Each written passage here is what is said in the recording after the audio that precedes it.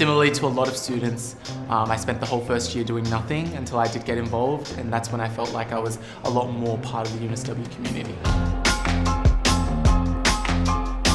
I feel like it's a big issue at UNSW.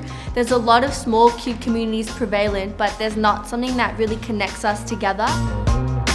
We manage a focus on academics more tightly than we do our aims around community building. If we can take our students and prioritise community building and reaching out to one another and making emotional connections with one another, then we really stand them in really great stead for the rest of their lives.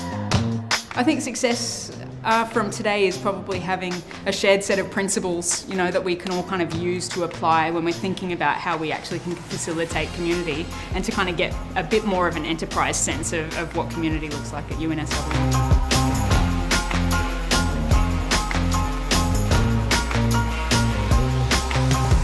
And if you want to play Kung Fu, come and find me.